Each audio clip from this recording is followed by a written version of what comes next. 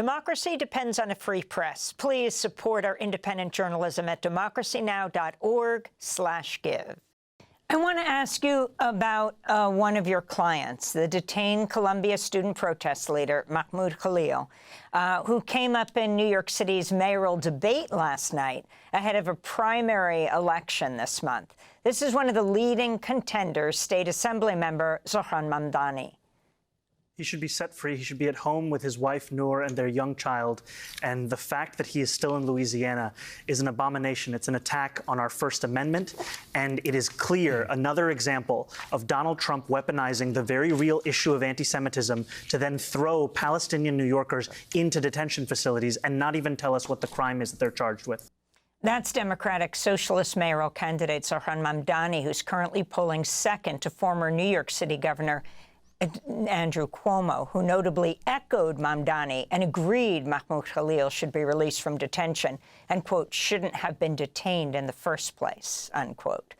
This is a change from Cuomo's response to Khalil's detention in March, when he didn't call for the Trump administration to release him and also criticized what he called the anti-Semitic agitators at Columbia.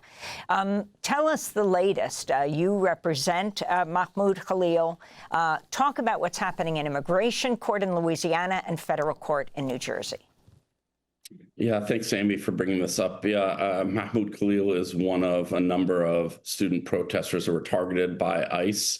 We're nearing almost to the day, the 3-month anniversary of his arrest and abduction by ICE officers in front of his 8-month pregnant wife, and spirited off to our immigration gulags in Louisiana, a private detention facility in the middle of Louisiana, 5 hours from New Orleans and 1,500 miles from his family.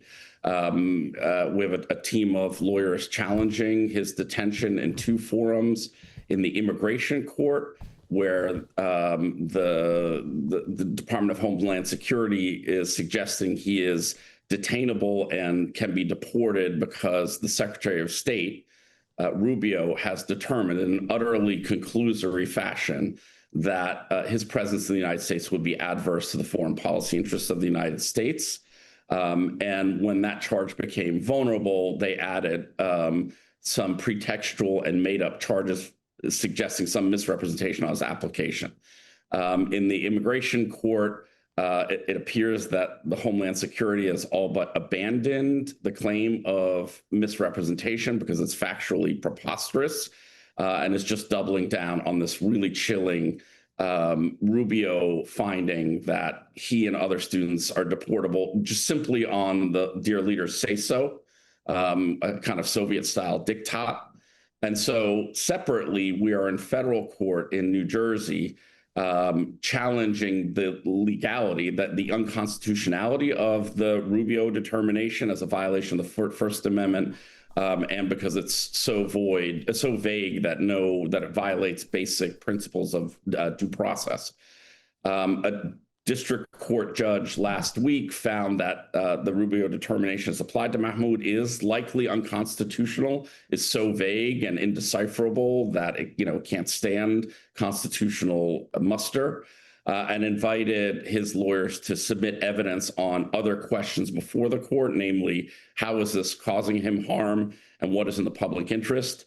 And last night, we filed an avalanche of evidence on those 2 points that we'll be making public later this afternoon.